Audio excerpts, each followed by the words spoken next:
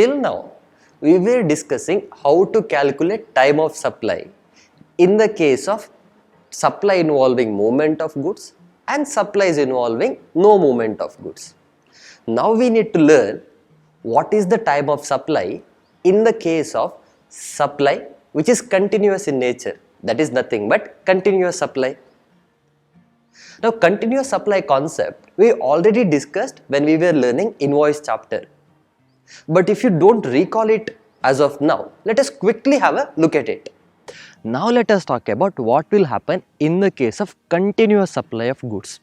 First we need to understand what do you actually mean by the word continuous supply of goods. Till now we were discussing about one-time transactions. I was selling a refrigerator, I was selling my cashew, it was all one-time transactions. But there might also be transactions which are continuous in nature. Let's take a simple example to understand what continuous supply of goods is. Say I am a cement dealer. The name of my shop is Ultratech Cements. Okay. Now there is a construction work happening.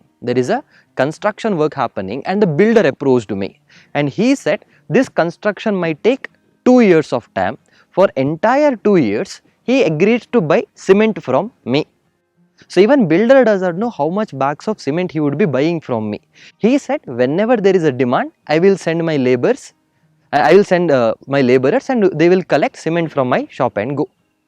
I said okay. Now should I issue invoice every time they take one cement bag, or is there any other provisions? So I am the seller of Ultratech Cements and there is a builder who is purchasing cement continuously. Now there is an agreement between me and the builder. There is an agreement. As per the agreement, the builder on the 5th of every next month, he issues a statement of accounts.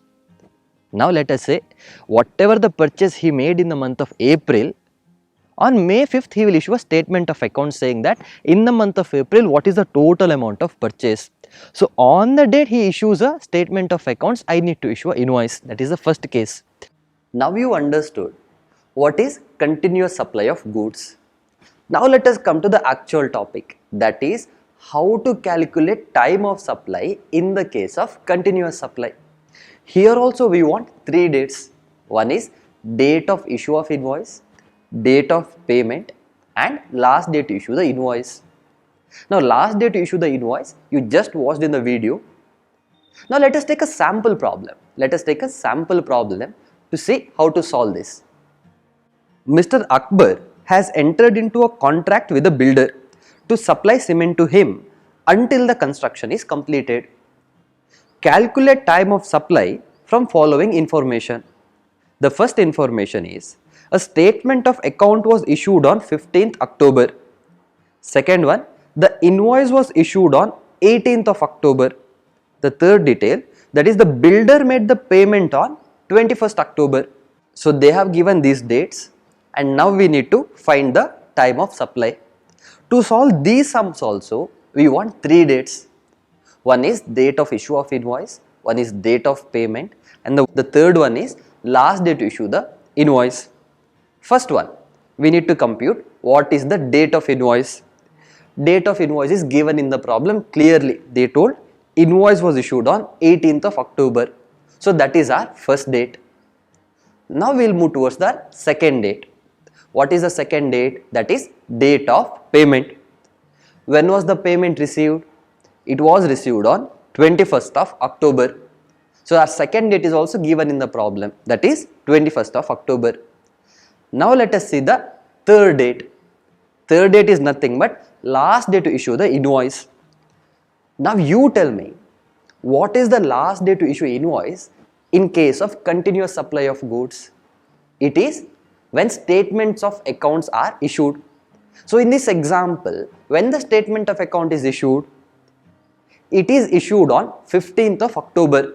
So whenever a statement of accounts is given, you just have to see when it was issued. It was issued on 15th of October. So last day to issue the invoice is on 15th of October. So now we have 3 dates, that is 18th October, 21st October and 15th October. Now you need to calculate time of supply. It is the simplest task, that is earliest of the following. So which is the earliest date? That is 15th of October being the last day to issue the invoice. So for this problem, what is the answer? 15th October is the time of supply.